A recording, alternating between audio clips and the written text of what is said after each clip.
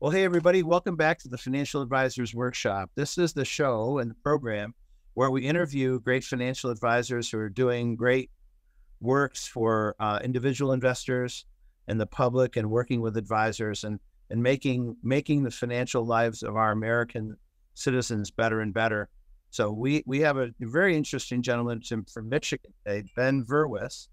And Ben is an advisor and also developing for advisors. So we have a lot to talk about here today. Ben, welcome to the Financial Advisors Workshop. Thank you, Brian. Thanks for joining us. And so we did have a little discussion earlier, Ben, about your business and what you've grown it to be now. But give us a little background on how you got into the industry and what kind of led you to where you are now, like the background. Yeah, sure. Well, I'm one of the lucky few who was born to do the thing that I do. I knew what I wanted to do from a young age. My father was an accountant. So the running joke is, as you know, the old saying, you become your father. Well, I was determined not to become an accountant, right? And so I thought I was being very creative and went one door over adjacent. And I first discovered the stock markets somewhere in the middle school time frame, early middle school, probably sixth grade. I recall it was about, my father had told me a little bit about it, but also there was a project for school, and this was pre-cell phones. I had to open the newspaper to see ticker quotes, and I've always been a systems guy, and that was the first one I remember really falling in love with. And so I immediately started a lawn mowing company to go out and mow lawns so that I could get money to trade stocks, and that was really how it started. And how we got here then, in follow-up to that, is figured out at an early age in this industry, there's a fork in the road where if you like dealing in money and in financial and investment related information, you either fork to a desk and a computer and a calculator and analytics, or you fork to people and relationships.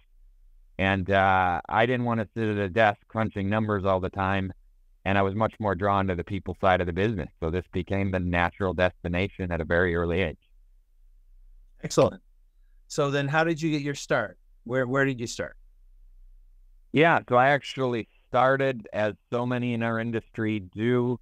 I went to one of the big insurance shops and got an internship my sophomore year of college. And actually, at that time was immediately in love with the idea of getting clients and making a difference in people's financial lives. And I ended up probably, if I didn't keep track of it then, I probably would now, because I'm a bit of a nerd like that. But I'm pretty sure I spent more time going to the office as a college student than I did to class. And that really was the intro to the industry. I got my insurance licenses at probably 19 years old, 18 years old, something like that. Shortly thereafter, got my first securities licenses. After 9/11 happened, and after my junior year at college, I ended up joining the military. And so, kind of funny story for you. I already knew I wanted to do finance, but I also had this real pull to join the military. So I walked into the recruiter's office and said, "Do you have any finance jobs?"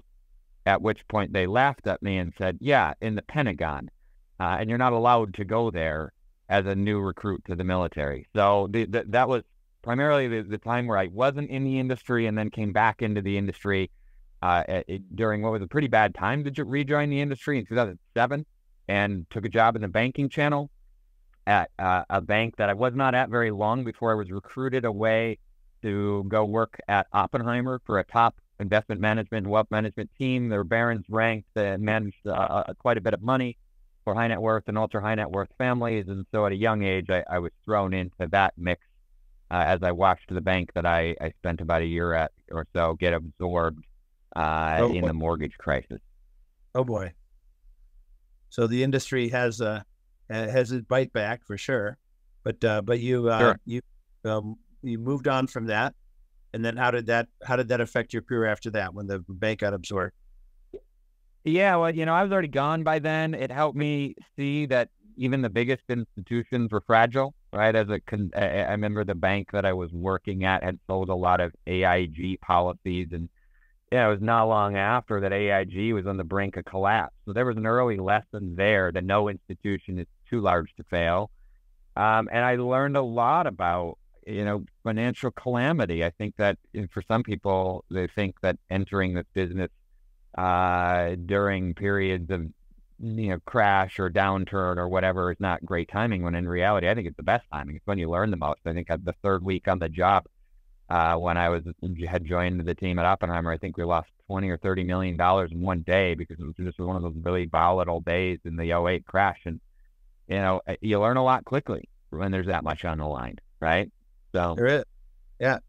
You learn a lot, and but then it takes you in different directions. And so you've developed some areas of specialization in your practice, and some of that might be based on some of your experiences like this, right? It was, yeah. I mean, I still think back to a lot of those. At that point, I'm in my mid-20s, working for a team that really isn't taking on new clients and has a very high minimum if we did. We're working for very successful families. And so I got a real glimpse into what a business exit looked like, or what business owners, the trepidations they had, the challenges they had. It was an early awareness that your average business owner just didn't have enough time in their day to be always prudently responsible with financial management, their own personal management. Right. And so I carried a lot of that forward, those lessons that I learned from working with a higher end clientele at a young age, and frankly from the military too. So Nice. So what are the areas of specialty now that you'd like to display for us, and how you work with clients? yeah, well, I'm happy to share. I've always, anytime I get asked about my practice, my business, there's always a bit of a two-pronged answer. So I'll give you both. Okay. I do run a client practice. Mhm. I am still a practicing financial advisor. I run a small team with a handful of people where we serve a dedicated group of households. That team is about 100 and manages about 160 to 170 million in client Mhm. assets that I am the lead advisor on. They're primarily business owners, either people who have exited their business or will exit their business, or at least have an exitable business. I am a certified exit planning advisor, or CEPA. I do a lot of behavioral work around how exiting a business how it will work with somebody's family, how somebody's family can benefit from that. And it's not the large pile of cash that everybody thinks it is. It's the, how does money create value in your life? Is the business going to leave a vacuum or a void that you're going to think is going to be fillable with money, when in reality, it's very likely not? And then I also run I still am actively involved in running a fast-growing registered investment advising firm, RIA, that is really trying to specialize in helping deliver an advisor experience like the one I wanted when I left Oppenheimer, but just couldn't find, where I didn't necessarily have to own and run and build and scale a firm, or be a chief compliance officer or chief operations officer. I just wanted to be an advisor. And I think a lot of advisors out there are like this. So this is the second leg, where on the advisor firm side of things, we try to specialize in helping advisors find a middle ground between working for a big regional wirehouse, bank, insurance company, you name it, often in a kind of eat what you kill environment for a relatively low payout. Because the alternative to that is often viewed as go independent and start a firm. And that's not the right answer for a lot of people either. So I've spent the last 8 or so years since I left Oppenheimer trying to build out that middle ground and provide an experience where advisors were valued and clients were valued. And as you know, Brian, you can't value all three entities at once. You can't value the client, the advisor, and the firm. And so what we've kind of viewed is the firm is a conduit to take care of the other two, and provide a great experience there for the other two entities. So Exactly. Well, good. So you have some specialties, and you want to build another firm, and that's what you're doing. How is that going? How is the other firm development? Is it the same name too, by the way? Is it Fiduciary? yeah, it's all the same name. We're all under the same umbrella. Fiduciary Financial Advisors is the RIA. It's going incredibly well, to answer your question, almost to the point where it's just been a proof of concept. You remember the old movie, if you build it, they will come. Yes. Started with a client proposition of if I built it the right way, I believed clients would come. That's exactly what happened. We got to this point without any acquisitions. It's all been organic growth, and so the firm has also grown. I think today I don't pay attention every day or that closely, but I think we're probably 500 million, 550, somewhere between 500, 550 million in total assets. We've got a lot of revenue that isn't asset based. We've been named to the Inc. 5000 list of fastest growing private companies in the United States. There aren't very many advisory firms out there. As I'm sure you've seen the statistics, most advisory firms are actually shrinking, or if they're growing, it's because the markets are up. They're not actually experiencing a lot of natural organic growth. And my view is if we had the right model, then it would attract the right people and it would attract the right advisors. We don't need any recruiting. We've never posted a job online. It's mostly word of mouth on the advisor side as well. And so, no complaints. It's been a lot of fun to date. The first 8 years, I wouldn't trade for anything. And if the next 8 are anything like the last, well, I'll be thrilled with where we're at down the road. So Ben, tell us what are you, from your perspective, what are you seeing out there? What are advisors looking for?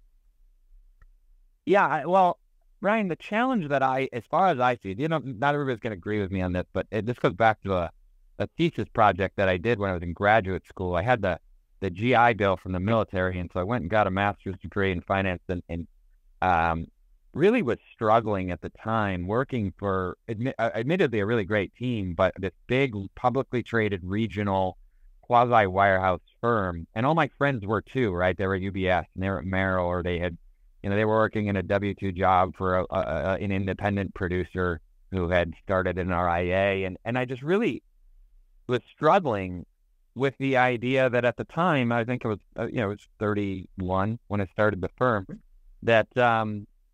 that I had to do this work for the next 40 years. I was having a hard time figuring out how to do it for the next 30 or 40 years, the same way it had been done for the last 30 or 40 years.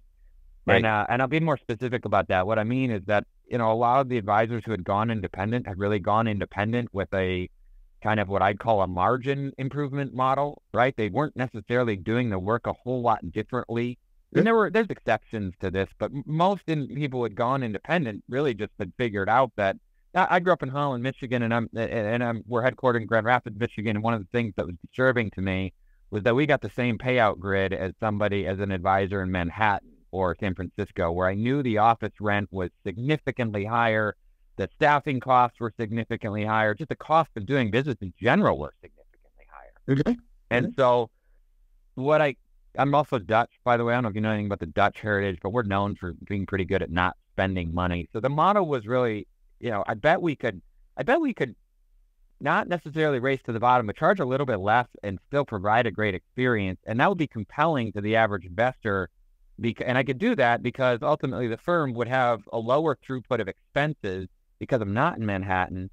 And ultimately the industry still struggles with this, right? All the firms still have homogeneous payout grids based on where you're located. There's no, or not based on where you're located. I'm sorry. There's no consideration of what a P&L looks like. I found most firms didn't really care what the P&L looked like. They just said, hey, we have all the cards. You want to be an advisor. You need a brand name, and we own your client. And as anybody who's ever gone independent, a lot of the motivation has been to get control and to be able to have a say in the agency of how you take care of your client. And so the alternative to that was basically start a firm. And that wasn't compelling to a lot of my friends. So they didn't leave because if their two choices were leave UBS or Merrill to go start my own thing and be my own chief compliance or my chief operations person, even if I had a good book of business and I could pay somebody to do my paperwork or build my plans or whatever, really, high-end practitioners who run businesses are very expensive hires, CEOs, COOs, CTOs, et cetera. So that's still by and large the landscape that exists today. And I find this to be a challenge and a barrier to a lot of advisors. And it's one that we're really passionate about providing an alternative solution for. Because there's a better way. It sounds like it. And so some of those solutions would include like what areas, what specialties does your financial firm bring to the table for advisors? Yeah, I mean, at this point, we have so number one, the advisors who come to us can have all their own specialties. So we don't tell them how to build a business, where to build a business, when to build a business. We don't even tell them what to wear I'll give you some anecdotal examples. One of our advisors said, "Hey, I'll come work for you, but I want to spend all winter in Costa Rica." No problem. Have at it. Another one of my advisors, and these are senior guys too. These aren't brand new advisors just starting out. Let anybody be like, "Oh, it's the millennials." No, I mean, these guys are all both over in their 40s and run really solid books of business. One of them decided his non-negotiable was that he was going to do all of his meetings in jeans and a t-shirt and brightly colored running shoes. He's an avid long distance runner.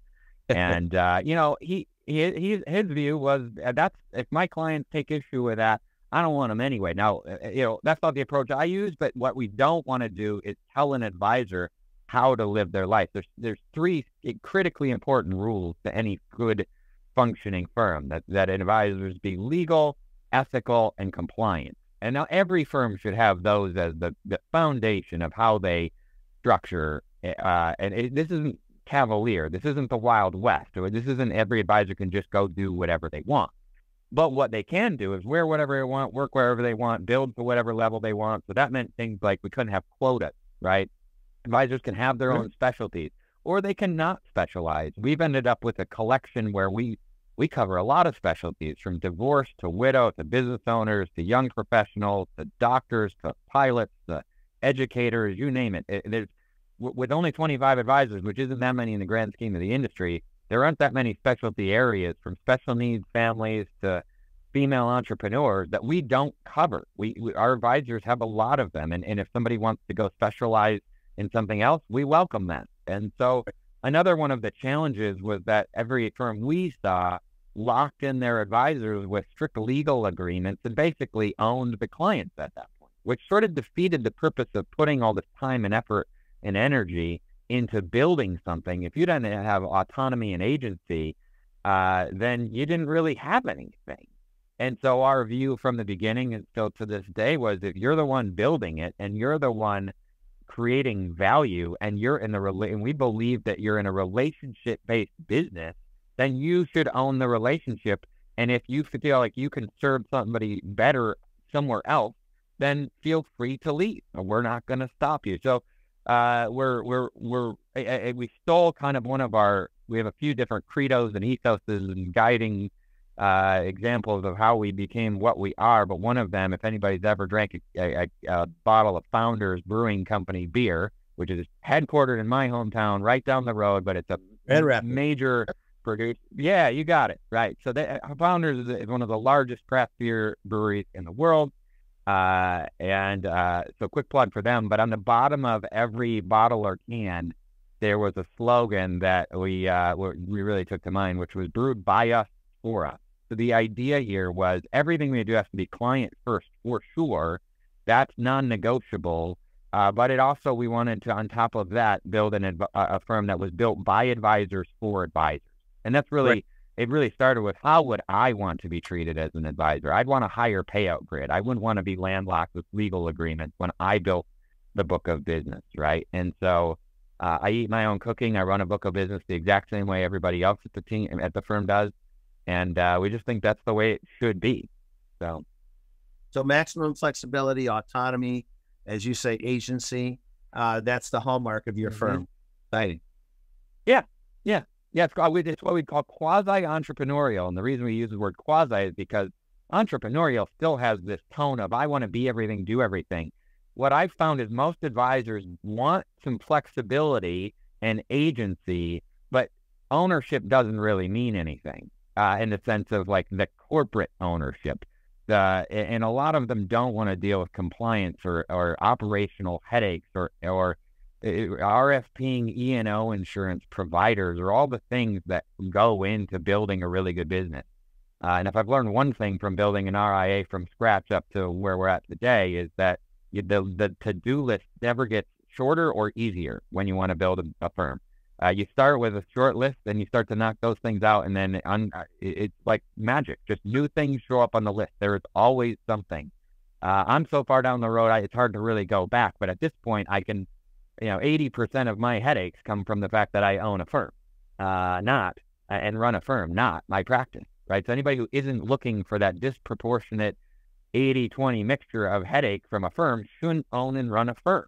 And what the E-Myth book found out, what Michael Gerber found out, is that the number of the statistical number of people who are true entrepreneurs in the world is something around 15%. And I have no idea why that wouldn't apply to financial advisors as well. The 15% of advisors are cut out to start, own, and run firms. That leaves 85% of people without a lot of good options. Exactly. Well, quite interesting. Well, good. So advisors can talk with you about having all that freedom, and then you can hook them up and give them that freedom, which is exciting. What trends do you see in that industry now that you're running a firm, in the independent agency type business, where advisors really hold sway on what they want to do? What are the trends you see in that world? Yeah, well, it's interesting because I see trends on both sides again, and maybe it's because I'm always on both sides, living out both sides all the time. But I think the most obvious one to me is that one of the strongest trends I see is that clients want this kind of arrangement. They want to hire somebody that they know can put their best interests first, including leave the firm if need be. If you polled 1,000 good clients and said, do you want your advisor to leave? If we truly believe that the relationship is between the advisor and the client, then Mr. and Mrs. Client, do you want your advisor to have the flexibility to leave and go somewhere else if it would serve you meaningfully in a better way? It's going to be nearly unanimous that they do. They want to be advocated for. I think they probably would have said in the past that they wanted to be advocated for as well, but the trend that I see is specifically more awareness from clients out there that there are advisors who have the choice to put their best interests first, and there is a significant subset of the advisor population who does not have that choice. So that is one clear trend to me, is that the consumer public is growing more aware of the line. We can talk about whether it was DOL rule or Tony Robbins' book or the Wall Street Journal articles that have come out about this. But the point is, people want to know that whoever is working with them has their best interest first. And I'm sure, Brian, you've seen the statistics on how few advisors actually have a true fiduciary duty. So if anybody's a client watching, hearing this, we get asked a lot, what questions should I ask? I tell everybody the same thing. If you have an advisor, it doesn't have to be me, it doesn't have to be Brian's firm, but at the end of the day, you need to make sure that whoever you hire to give you advice about your money has to be in a capacity where they put your best interests first at all times on all decisions for all dollars for all clients. And that can mean, that can mean a variety of things. There's a lot of advisors who do fit that definition, right? It's not just you and I. That's a big trend that I see. Nice. And so you think that clients are starting to realize that a big part of the industry does not have only their best interest at heart. What other interests do they have? Oh, well, I mean, listen, there's the systematic interest. It was one of my early red flags that, I was well into the industry by the time I'd really sat down and thought through, was just think for a second of the several 100,000 licensed advisors that are in the industry. How many of them work for publicly traded companies, right? And so at the end of the day, this is a pretty simple math formula that my teenage daughter could figure out quickly, which is you cannot put a shareholder and a client first at the same time. You have to pick and choose. You have to draw a line in the sand and choose. So I'm not saying there aren't great people. I have a lot of friends who work at publicly traded banks, insurance companies, broker-dealers, etc. But at the end of the day, this is an unavoidable, unreconcilable formula. So that's certainly one. And we could talk about products. We could talk about sales incentives. We could talk about, I've been a part of all of that. I've seen all of that play out. I've had the branch managers walk in and say, hey, this month we really need to focus on selling this thing. Let's make sure we're including that in all conversations. All right. And that was happening when I was part of a large team that was producing a lot. So, I can imagine what it's like to be the man or woman coming up in the industry, just trying to make it. The pressures are strong to get by. There's also, the industry doesn't give a lot of support to advisors. So it's a tough uphill climb in those early years. We talk about it 2 to 3 years, but in reality, most advisors don't get full or close to full until 8 to 10 to 15 years in, which means you're climbing for 8 years. The climb might get easier 4 or 5, 6 years in, but still a climb. And at that point, it gets harder to actually take agency on behalf of your clients because you're really well entrenched in these places. And so this is where to me, I want to have conversations with those advisors who are willing to have conversations. I will say I do see a slowly developing trend to more advisors being open-minded, but it's slow, Brian. Advisors are by and large either well off and comfortable or trying to make it and still relying on the value, so to speak, of a big box brand, even though we've already seen all the studies and figured out that the clients couldn't care less whose name is on the statement. What they want is a relationship. I think so. That's one of the big changes. There was a time when a name like Payne Weber or Morgan Stanley mattered. And you think now, Ben, that matters less and less, doesn't it? Oh, I think at risk of painting with a broad brush, maybe there's an exception here and there, but not only do I think this is true, Brian, I can give you anecdotal evidence that the value of a brand is basically gone. And not universally, there's still a lot of value in Amazon's brand, right? I'm not going to just trust anyone to drop a cardboard box on my doorstep with the thing I need. But in a trusted advisor client service-based relationship, I was worried about this in the beginning. I started a company from scratch with a brand no one had heard of. I literally, day one was to put a website up, and there was no SEO. Google didn't know who I was. No one else did either. And I was worried, will anybody hire me because I'm not working for? And what I got was a lot of, hey, we're really glad you're not at a publicly traded broker-dealer. We kind of felt conflicted about that. We don't care where you are. We're hiring you. They're not hiring Payne Weber. They're not hiring Merrill or UBS or Raymond James or Edward Jones or any of these firms. They're hiring, they're hiring the person. So why would the brand matter? And then the other ugly truth of it, as you know, is all the big box brands have access to basically the same thing, right? The product, if you're open architecture, which almost all good RIAs are, we actually have access to way more products and funds and vendors and such than I ever did at a broker dealer that was restricting my, what we could invest in. Open architecture means open, and it doesn't mean open at a lot of these shops. I'm not even sure what they're delivering from we have something. There's just nothing less than the brand, and I don't think consumers think so either. So it's not open architecture; it's architecture that they want to give you, essentially. Yeah, it's intentionally restricted architecture, right? If we call it a historical legacy A-share mutual fund family, a closed architecture, meaning you can only own the American funds fund and nothing else, well then sure, the big box shops are more open than that, but you can't get more open than open architecture fully, which is what a fiduciary duty and an RIA combination bring to the table. Yes.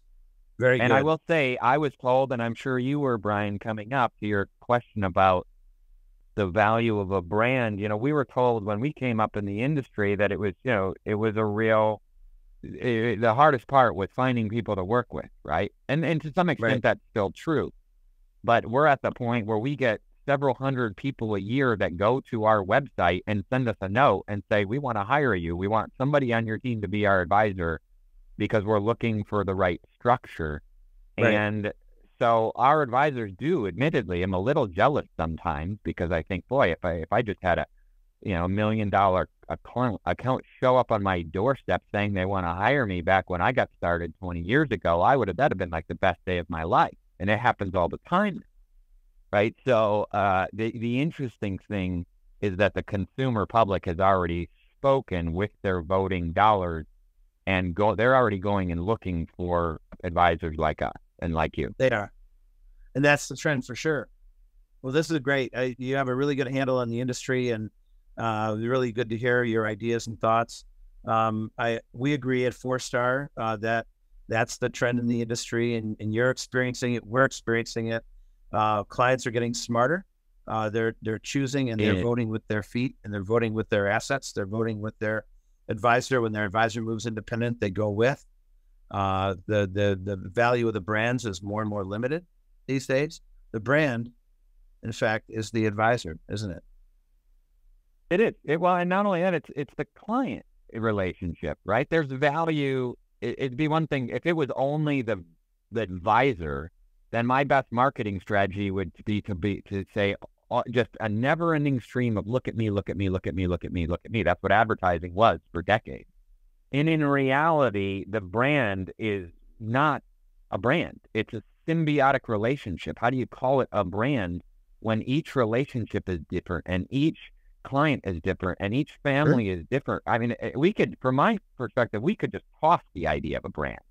I could probably go without a name at this point with the right deliverables and build an incredible firm and practice just by doing the work the right way for the right people with the right people as a collective group of people who are trying to make a difference in this industry. That's awesome, Ben. Well, thank you. I think we're coming to the end of our time now, and I wondered if you could distill some thoughts down into like a main message. If you could leave a message for, the 300 advisors that'll see this in the next 60 days and the 1,000 or so that'll see it over the next year, you're in that auditorium and they're all looking at you. What would you tell them? Yeah, sure. And the messaging is simple, right? It is that there are alternatives. They're still not broadly out there. You're not going to find, in fact, the firms who are looking for high caliber talent probably may not even be posting a job description. So you may have to go find them. But if you are an advisor in this industry who does not feel like you can do the work the right way, the way you want, the way if there's any aspect of the way you work that is keeping you up at night, either literally or figuratively, don't give up on the idea that you can have your cake and eat it too. I didn't think these firms existed. Like, I've been basically built what I wanted to work for.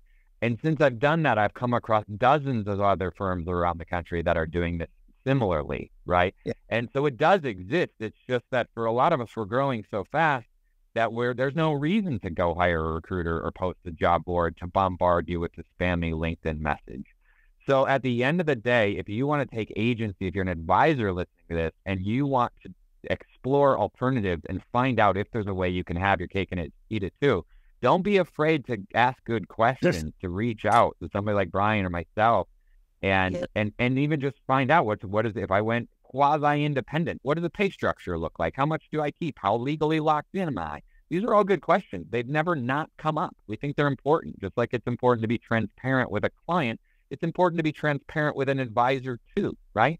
And so again, I think every advisor should work for a firm that is built by advisors for advisors, that does not ever throw out the client, the importance of the client experience and the client relationship. That's kind of table stakes, right?